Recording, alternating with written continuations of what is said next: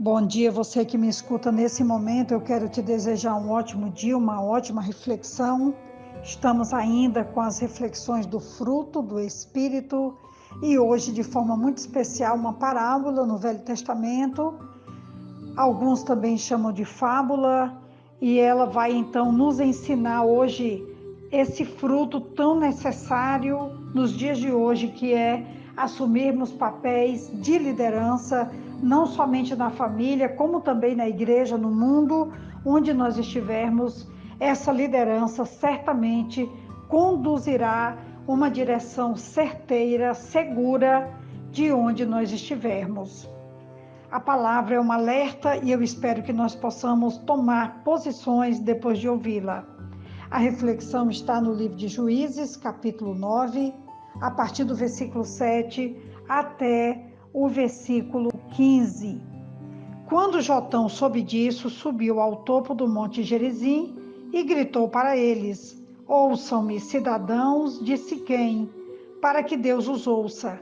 Certo dia as árvores saíram para ungir um rei para si. Disseram à oliveira: Seja o nosso rei. A oliveira, porém, respondeu: Deveria eu renunciar ao meu azeite, com o qual se presta honra aos deuses e aos homens, para dominar sobre as árvores? Então as árvores disseram à figueira: Venha ser o nosso rei. A figueira, porém, respondeu: Deveria eu renunciar ao meu fruto saboroso e doce para dominar sobre as árvores?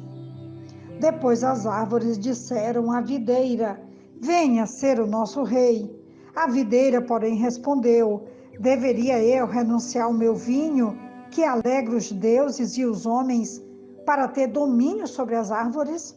Finalmente, todas as árvores disseram ao espinheiro: Venha ser o nosso rei.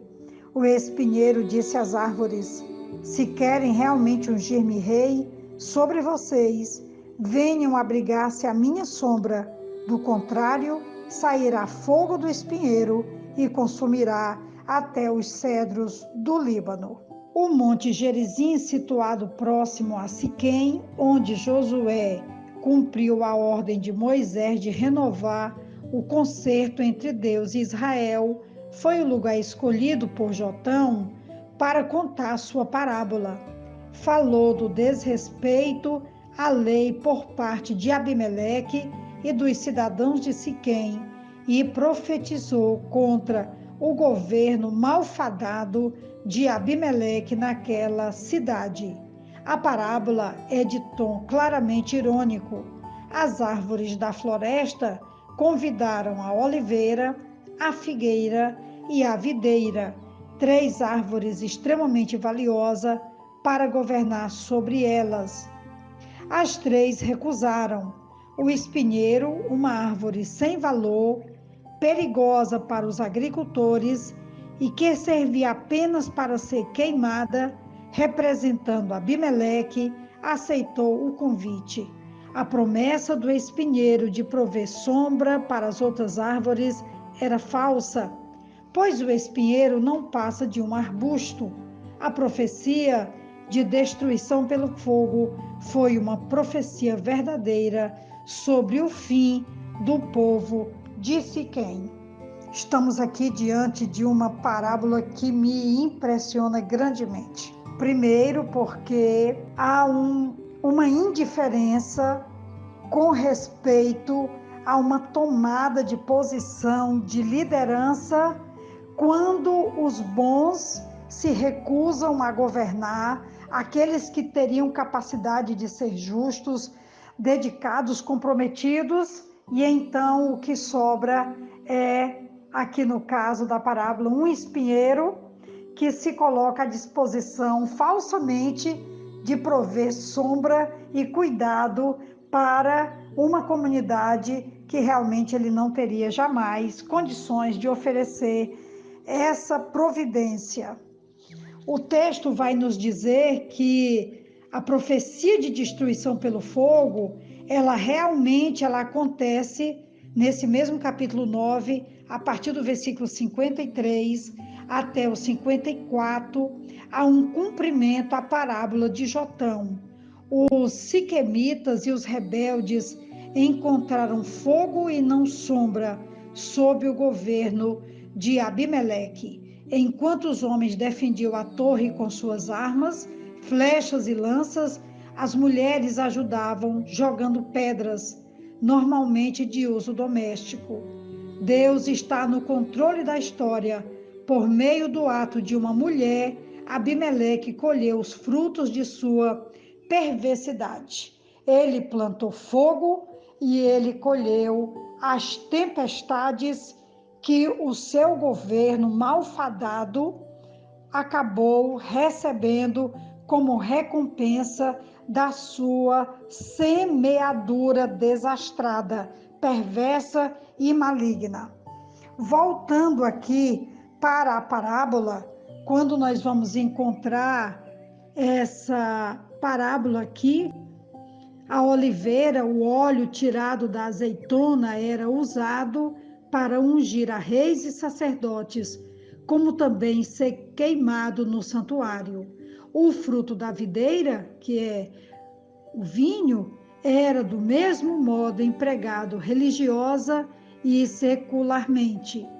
Voltando aqui para a função do espinheiro, nada produzia de valor, pelo contrário, ameaçava a lavoura, afogando as plantas novas. Quando a parábola vai falar do fogo do espinheiro, no verão da Palestina, quando faltavam as chuvas durante 6 meses, o fogo que pega nos abrolhos os consome velozmente, ameaça as árvores de grande valor, tais como os cedros. Abimeleque, ao invés de proporcionar segurança aos siquemitas, tornava-se motivo de sua destruição. Quando eu estava lendo essa parábola ou fábula, como alguns dizem que é uma fábula, outros dizem que é uma parábola, eu fiquei pensando sobre o fruto dessa parábola, que é claramente sobre liderança. O mundo precisa de líderes como José foi levantado por Deus no Egito para salvar o seu povo da morte certa por causa de 7 anos de fome que castigou o Egito e seus vizinhos.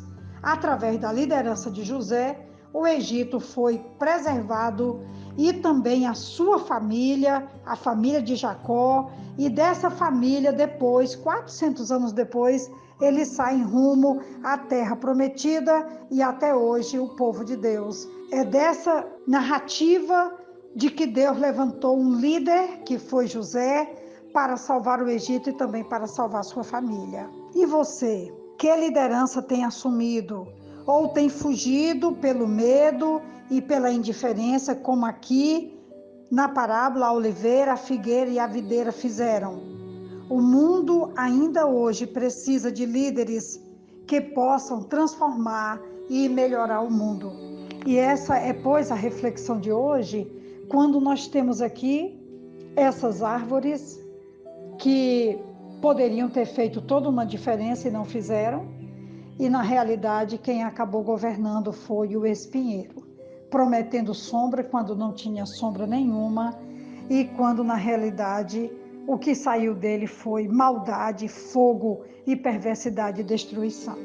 O mundo continua precisando de liderança, e o fruto hoje é essa liderança que precisa estar disponível para conduzir, para abençoar e para dirigir. Seja nossa família, sejam nossas igrejas, seja a nossa comunidade, seja o nosso país. Se Deus está levantando você para uma liderança, abrace. É o fruto do desafio de hoje e que nós precisamos levar a sério para que o mundo tenha uma chance de se tornar um mundo melhor. Que Deus nos abençoe. Aqui quem vos fala é a pastora Betinha, da Igreja Batista Esperança, e eu estou 100% comprometida com Deus em liderar, abençoar e transformar o mundo onde eu estou. Que Deus nos abençoe. Um grande abraço.